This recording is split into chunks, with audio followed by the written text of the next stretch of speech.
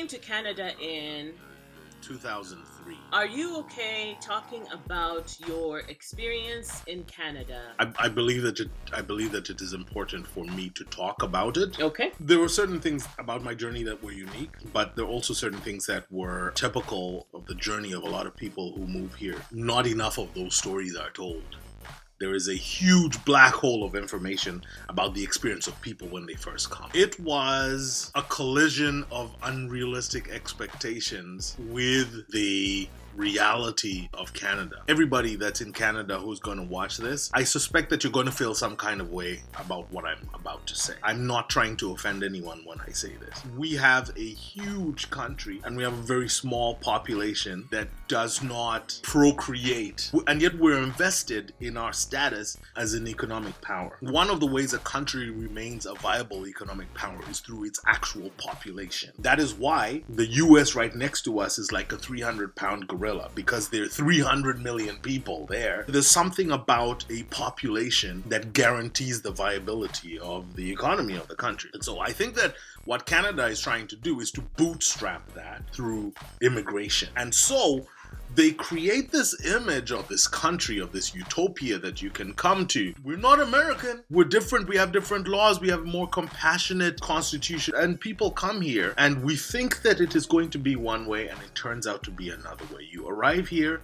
and you realize that the experience and the knowledge and the wisdom that you have accumulated outside of Canada is totally disregarded here. They treat you like you know nothing. All your education, all your work experience, all your wisdom, all your knowledge is treated as if it is completely irrelevant here. That is the hardest, most difficult thing for people to work through. I considered myself when I came to be a highly accomplished person, highly educated, highly motivated, and I just needed someone to give me a chance. And there was no one willing to give me a chance for a really long time. And that has an effect on your mind and on your brain and on your psyche that is so difficult. I think that the reason why a lot of people don't talk about it is because they're depressed by it. I think that a lot of people are not willing to talk about it because when they left home, there was a big party and there was a send-off, and as the Kenyans call it, there was a harambe. They gathered the money and they paid for the tickets and, well, go and make futures. And that's kind of how it was for me. We'll pray for you. They called me to the front of the church. They laid hands on me. Paulo, we send him off. God, we pray that you'll bless. I came here and it was like, oh my gosh, the dream that I came with is colliding with the reality here. And the reality here is that no, we just wanted you to come in to prop up the economy, and the way you're going to prop it up is not by entering at a lateral position, not as an IT professional. No, we don't want you to be an IT professional or a doctor or an engineer. No, the bottom is where we need you, because the bottom is where the economy is suffering. We're not having enough kids. We don't have enough people to fill all these menial positions. So you, immigrant, come in and you do the job that no one else wants to do. Now, your kids may get to stand on your shoulders and do better jobs, but you need to come in at the bottom.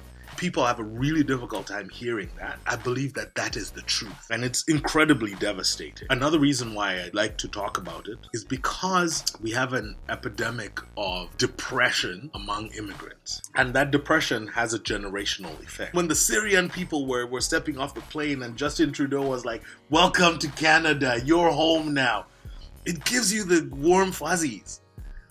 But that's where it stops. That's where it stops. And it is so heartbreaking. It is so heartbreaking because their journey from that point on is just going to be right at the bottom. And I can see how living at the bottom can fester all sorts of negative emotions and negative outcomes. I don't know whether this is your opinion, but it is mine. That in order for your child to be emotionally healthy, you have to teach them how to have conversations. Do you think that is true? Yes. Okay, so how are you raising your child? And what do you consider emotional health? I think emotional health is a product of honesty and conversation. We determined that the dreams that we had for our daughter had nothing to do with profession, had everything to do with good humanitarian, a good citizen of the earth, connected to her family. One of the things that we decided early on was that we would talk to her. We wouldn't talk the baby talk. No, we wouldn't do any of that. Now, when she was growing up, before she had formed vocabulary, she would have these long, you remember, she'd have these long conversations with you in gibberish, but that was part of letting her talk.